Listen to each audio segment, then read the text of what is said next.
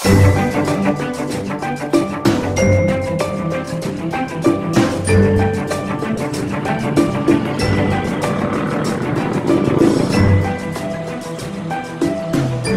programa natin ay gift giving. Ano ba yon? Ito yung naglalaman ng bigas, asukal, kape, gatas, mga noodles, at saka isang sabong panlaba. Ito po, siya na lang daw po kung kay Ate ko. Very fulfilling.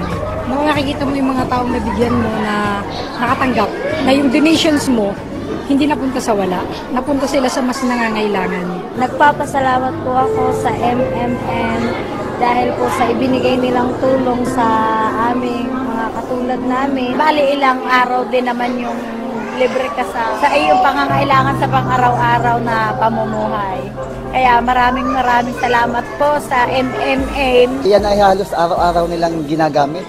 Ibig sabihin, 2 to 3 days sila, wala silang gagastusin para bumili ng kanilang pangangailangan niyo, na basic foods. Sabi ni Ma Brody, bakit hindi na lang gawin natin yung in Filipino, yung bayanihan spirit? Di ba? Yung bayanihan tulungan. Okay. Isang barangay tayo lahat. Nag-agree tayo na kung may manghihiram, wag na manghiram sa bangko para wala nang pautang. Wala nang interest or tubo. Kung manghihiram, doon na lang sa kapwa community.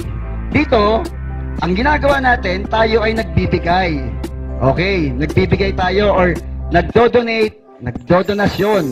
Ngayon, ang ginagawa natin, yung donasyon natin, exchange. Nagpapalitan tayo ng donasyon.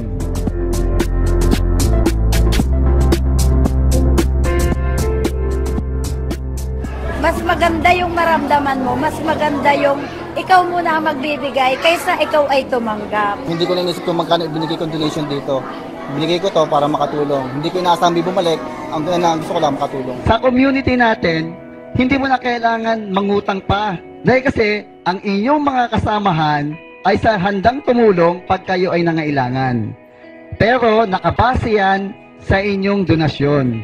Masaya po kami dahil may mga ganito din pong organisasyon na handang tumulong sa mga taong katulad namin na hirap sa buhay. Palakpakan natin ang Panginoon.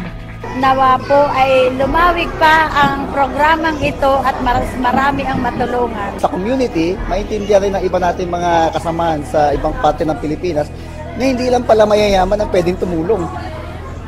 Pati ito palang sila na ordinaryong tao, ay pwedeng tumulong kahit sa napakalit na halaga.